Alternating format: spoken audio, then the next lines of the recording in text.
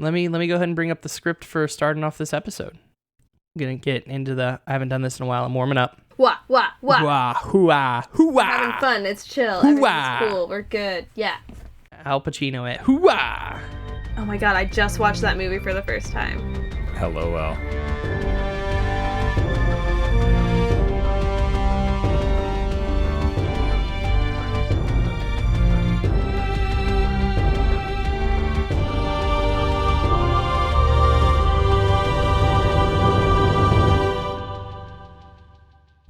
Welcome to Lore Party, the podcast that explores the stories, characters, and universes behind some of our favorite video games. My name's Nick, and I'm joined today by my good friends Allie. Hey! And my good buddy Lawerence. Yeah, what's up?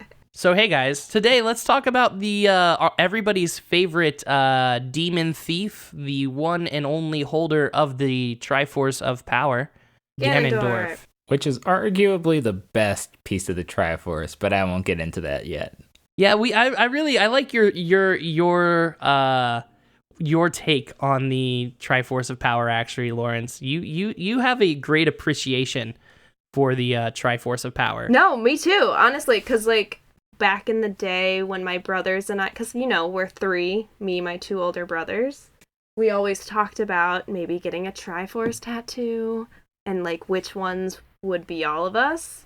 And like my one brother wanted the courage, and my other brother would make sense to be wisdom because he was the smart, whatever. I had this large appreciation and needed to have appreciation, I think, for power. That was me, so I was going to get that one. So I'm with you, Lawerence, 100%. Well, thank you. But also now I'm like never going to get tattoo, so. So no, let's talk about Ganondorf, because Ganondorf is, in my opinion, one of the more interesting characters in the Legend of Zelda series, because Ganondorf didn't appear in the world. Like Link and Zelda had incarnations from Skyward Sword and on, but Ganondorf didn't appear until Ocarina of Time, where he was born into the Gerudo tribe, banished and raised by the two witches Kotake and Kaomi. And if I'm pronouncing those wrong, you can hit us up on Twitter, and I don't want to hear it. And they were the twin witches called the Twin Rova. Twin Rova. Best boss. Yeah, and so they began worshiping Ganon as the Demon King. And if you remember from our previous episode, the Demon King is essentially evil incarnate. It's the exact opposite to the good that is the goddess Hylia. What I find interesting about Ganondorf was, like you said, Ganondorf himself only appears in Ocarina of Time. That's his first appearance. But like he's been in other Zelda games in other forms. Mm-hmm. And we know from like the end of Skyward Sword, spoilers, that he is a descendant from the evil king Demise. Right, that's what I was gonna talk about. And like I know you played Wind Waker, and I know he had some kind of weird role in that one too, which I didn't play that one all the way through, but I'll get into Wind Waker later, because I feel like the best Ganondorf appearance was in Wind Waker. Well, the thing about all those things is this is the first time that the Demon King, that Demise, actually takes a human form. Like he hasn't taken a human form until now. And this almost makes him more vulnerable, like in the Ganon form. He's had no luck, just going after the parts of the Triforce and going after taking over Hyrule just as the Demon King. So he actually has a mortal form now. And, Ganon gets these different forms. And it's usually in some sort of like hog monster kind of thing, the big pig face and the big tusks coming out, or horns, or to represent himself. But the strange thing about him taking on a human form, I feel like, is not only did he just take on the human form, but he started to take on a lot of human-like, I guess, emotions or characteristics or feelings. We saw it like Ganondorf seemed, once he was resurrected, and even when you fight him at the very end of the game, he talks about how, everybody in Hyrule benefited from like this beautiful, lush land where, you had this peaceful breeze. But over in like the desert where the Gerudo tribe was, that wind brought nothing but death to his people. So you kind of get like Ganondorf is trying to take Hyrule because he believes that his people deserve it because they've grown up and experienced nothing but death. He should rule over a land that's abundant with life, which is different than just being like some all-powerful being that's just trying to conquer the world. No, for sure. And with I think the goal is always, to rule the world, because Right. in that timeline, that's the timeline where Ganondorf's been sealed away and imprisoned, after the imprisoning war, before the Link to the Past. He's sealed away and he's put away. But if in the timeline where Link is defeated, like if you're a child or a child Link in Ocarina of Time or adult Link and you're defeated, when he finds himself in possession with all pieces of the Triforce, full powers achieved, he transforms fully into the Demon King, and he sheds, that mortal form. He sheds that Gerudo form, and from that on, if you look at like the Ganon forms in that defeated timeline, the whole timeline, he is the demon monster. He's not Ganondorf the Gerudo, the Ganondorf the thief. He's Ganondorf the Demon King, which leads you all the way up until Calamity Ganon in Breath of the Wild, where you don't see that Gerudo form in Breath of the Wild. You only see, the Calamity. You only see the darkness. You only see the malice. And it doesn't really correspond with when you actually get to interact with Gerudos either. Right, yeah. Yeah, that is true. So going back to like Ocarina of Time, Ganondorf is originally introduced as being like, as like he's trying to kind of persuade the king of Hyrule to form this allegiance with the Gerudo people, only so he can betray them ultimately. And the only person that knows that he's like full of shit basically is Princess Zelda. Well, is he full of shit, or is it actually just like one of those symbolic things about the Triforce, in that you can have wisdom, you can have courage, and then you can have power, and power naturally with humans ends up being something that can easily get, like you said, corrupt. That's the issue, is you have 3 perfect goddesses, right? I mean, it's not that Din is bad, it's just that can be bad. Like it's not inherently bad. No, yeah, absolute power corrupts absolutely.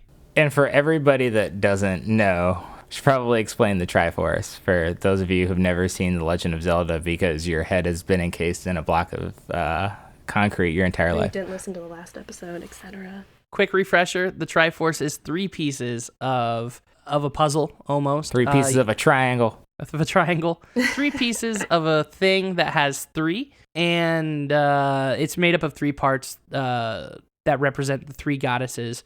It's made up of wisdom, courage, and power, and all of those things put together is perfection. Yes. Being able to harness all 3 of those things. And anyone who possesses the Triforce essentially possesses the ability to rule Hyrule, to rule the world, shape the universe as they see fit. And in a very Dragon Ball Z style, like on your little, hand power. Right, that where you get 1 wish. That too, yeah. The Triforce can also grant a wish and then it disperses. So it's this whole huge like religious artifact. And I guess it's important to know because no matter what, throughout the history of Hyrule, Ganondorf has always been granted the Triforce of Power, which is important because Ganondorf doesn't just take this piece. He has been granted this piece by the gods based off of his like never-ending quest for more power. So Ganondorf is just this permanent badass guy. But what I wonder about Ganondorf is Ganondorf really that bad? I think, Lawerence, I'm right there with you. I hear where you're coming from, because is Ganondorf bad inherently? No, but he's been corrupted. Ganondorf was born into the Gerudo tribe, a tribe of all women. He was a man, which is unheard of. He was hidden away and raised by, 2 evil witches who saw him as the embodiment of pure evil. They saw him as the harbinger for demise. They saw him as the Demon King, and they convinced him, I think they talked him into being evil, essentially. Like, having the power of the Triforce, does that make him evil? No. but he was the one bestowed with the power, with the Triforce of Power. And the folks influencing him convinced him that he should be the vessel for pure evil. So, Ganondorf, as a kid, do you think it was the witches that made him evil, or do you think that Ganondorf's kind of like terrible desert environment upbringing? That is the thing about this game, though, is like what you're saying also brings up to me, like, is like communism bad versus democracy? Is the Horde bad versus the Alliance in World of Warcraft? Like, it's just two sides that have two different opinions, like Republicans versus Democrats. It's all these things. It's like, is it actually evil, or is it just not what we think we want? Because what we think we want is something. I don't know. I totally hear you, Allie, and I think you're kind of making the same. You're on the same page as Lawerence is on this one, which is that you know, in Ganon's mind, what he's doing isn't wrong. But Right. my counterpoint is Ganon isn't doing these things to save his people or to better his people or continue his way of life. He is doing it purely out of revenge.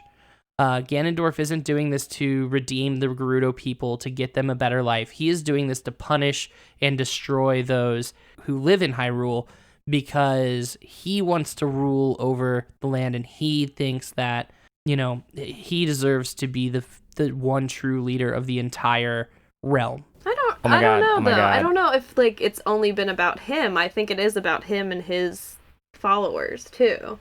Well, yeah, his followers, but as a, you know, as a total fascist that Ganondorf is. Yeah, sure. Yeah. Guys, I'm dying here. Okay, go ahead. I have a hot take. Hot take. Wait. We should do a mini intro for Lauren's hot takes. I'm gonna do this. I'm gonna go dun dun dun dun dun. Lauren's hot take. That was good. Oh no, that's so perfect. I have the hottest of takes. What if, and hear me out on this, it's not Ganondorf that's actually the one that is bad?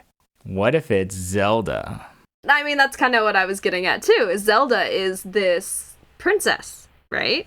Right. Zelda, it's this inherent, like, okay, she wasn't, like, voted to power. This person was given this power every time. Link could Wait be a second. Link could be bad, okay, I'm gonna too. let you finish the thought. But and I already have my counterpoint. Link is born into this, too. Is he good? No, hold on. Link, I'm pushing Link out of here for a second. We're gonna put him in. Okay. But I think that Zelda is evil because Zelda she holds the Triforce of Wisdom, which gives her this like power of light, this connection to the sages, etc., and this like great wisdom. The only reason Link went after Ganondorf in Ocarina of Time was because of Zelda's instruction. She instantly painted Ganondorf as being this bad person that was going to destroy like the future of Hyrule. Okay, wait a second. Hold on. I think we're ignoring perfectly available evidence that Ganondorf wanted the Triforce pieces to destroy Hyrule. I know. That's where we're, you know. It's different in different games, though, so we can't... You guys remember, like, in Ocarina of Time, when you go forward in time and everything is destroyed, right? Like, you guys played that game too, right? But maybe that's what we want, is screaming zombie guys all around. That's what we want. Hey, and you don't see what caused the destruction in that game, to be fair. You only see that there's destruction. Wait a second. What? There's zombies and evil everywhere. Yeah. Like, no, I don't entertain this idea that Zelda, it might be the bad guy, because Zelda is the goddess Hylia incarnate. She is the what reincarnation of herself over the millennias that this occurs as the goddess Hylia, the one who created the whole world. Now, we could get into a big discussion, and this could be a future episode. Is God evil? Maybe. Well, that's the other cool part, is, like, we see, I mean, yeah, the issue with power, there's issue with courage as well. This guy gets into a lot of shit and kills a lot of fucking people. And then Zelda, no, she's fucking perfect. I don't know. Oh no, we're here's another hot take that's gonna like wait. I don't remember what the first song was, so I'm gonna make up a new one. Hot take. Lauren's hot take. I'm sorry, it was way worse. So my other hot take here is I know that you're like, she's the goddess Hylia and everything, and your last point that you made, but you also have to remember this game is called The Legend of Zelda. And what do we all know about legends, folks? There's a league of them. Well, no, I was just going to say that they are normally created to make one figure look good and another figure not look so good. No, yeah, I mean, I hear where you're coming from on this, Lawerence. I really do. Yes. This, though, is more of, okay, I would call this more of a parable. There is very cut and dry, black and white, good and evil in these stories. Right. Because, they represent bigger things than just people. Like Zelda and Link and Ganondorf don't just represent people, they represent ideas. They represent ideals. They represent the best and worst of humanity. All three of them together do. And that's why all three of those pieces together need to come together, and that's what creates perfection. But why is power always evil? Especially because we have the power human by itself element. Corrupts. Right. We have the human element in there, and that I think is what makes the difference between Ganondorf and Ganon and all of that, and the pig people versus his Gerudo farm. There's something there. So if you were in that upbringing where you don't know your parents, because we all know how, like, from Breath of the Wild, how that goes down with the Gerudo. So you don't know your parents at all. You grow up in this, like, super harsh, unforgiving landscape. And, like, the only parental connection that you have are, like, two witches. Are you gonna necessarily be, like, the kind guy? I mean, granted, Link didn't know his parents in Ocarina of Time, but possibly in Breath of the Wild. But no, that goes kind of back to the upbringing. Like, in Ocarina of Time, he was raised in the wood by the Kuriko, a very peaceful, caring, environment.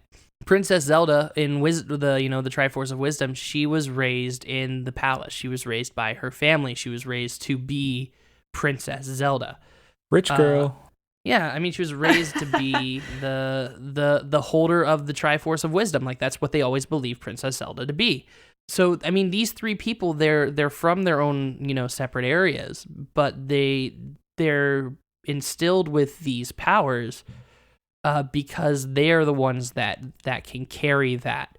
And they are the reincarnation of those attributes that go along with those three separate goddesses that created them. Then I still have to ask you, because I like to debate, how does that make Ganondorf evil? Because his Triforce of Power was originally created by the god Din, who essentially built the architecture of the world. It's not inherent. I think our argument is that it's not inherently bad, obviously, which it just, because it took a non-goddess form, in fact, that any time it ever goes to someone who has faults, like a human, it will turn into, and it's inevitable, and that's part of the timeline, and that is part of the cycle, and that's part of the issue. And that's why the world will never be peaceful. That is a load of bunk, because I feel like the goddesses have screwed us all. Well, and that is how the god of our world has also screwed us all, and that is the symbolism that the Japanese hot wonderful take. Is it a hot take? I think it's true. Yeah. I think we all know that human beings cannot be perfect, and that's what we have. I mean, that's the point. Exactly, and that's why they are essentially, like, Zelda, Link, and Ganondorf are just, they are these archetypes. They are just the ideas of what is courage, what is wisdom, and what is power, and they still have to find that in themselves. They're not blessed with that knowledge or anything. And that's why we are all attached to these anti-heroes that are more relatable to us, but we are playing a hero that is impossible, but also possible in this game.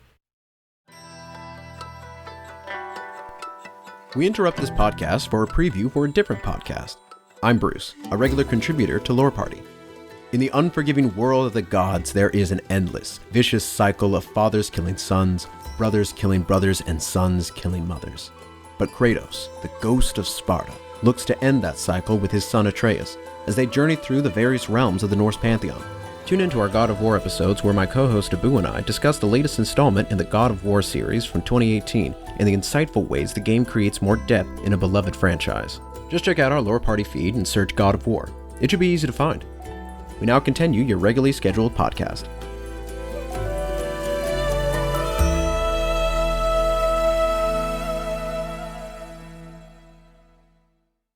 I was just going to say that I think that Ganondorf is just a representation of man's struggles with power. So I wouldn't call him evil, but I would just say the struggles of power. For sure. And I mean, we've seen like good parts of Ganon, sort of, kind of, right? Wind Waker. And like he kind of has some feelings for Zelda sometimes in some episodes, some like moments. Wait, go on about this Wind Waker one, because this is not. I'm not recalling this. It's been a long time since I played Wind Waker. It's like a kind of a Thanos type sense of duty. So it's still not necessarily positive for some people, but from his perspective, he's kind of explaining himself. And I think that's like this is the rare time in the Legend of Zelda series where Ganondorf has that opportunity to explain himself. Like, even when, you run him through the skull with the sword, he talks about just, like, how the wind in the, like, land of the Gerudos just brought death. Like, this is a person who comes from confusion, born into death. Or on the other side, you see Hyrule, it's this land of purity and life and just, like, happiness. And, knowing what we know from Breath of the Wild, how the Gerudo tribe, sometimes like sneaks out to mate with, which is weird, but not to say mate, but they sneak out and, they have these relations with people from Hyrule. So maybe his negative connotation to Hyrule is also his connection to Hyrule, not knowing his own lineage and possibly being from Hyrule himself. And that's what I got from Wind Waker. So that's why I can't be like, man, he's just he's just the embodiment of evil. I feel like they just haven't explained him a ton in the games, and normally you listen to Princess Zelda's Remorse and Link doesn't say anything. Or like in other shows and stuff, and I totally get annoyed in any kind of entertainment that I watch, like where you have this symbol of pure evil, and it, like in Lord Girahim in Skyward Sword, you're like, why are you this way? Like, we don't really know why. We only have the information that you just are this way, and this is how we are to feel about you, and this is how you feel about me, and I'm going to destroy you because of that.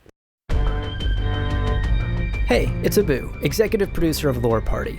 We hope you enjoyed this episode, and if you did, maybe take a second to rate and review us on Apple Podcasts. It really helps us grow the show. And be sure to follow us on Instagram and Twitter at lore_party. Thanks for listening, and we'll catch you in the next one.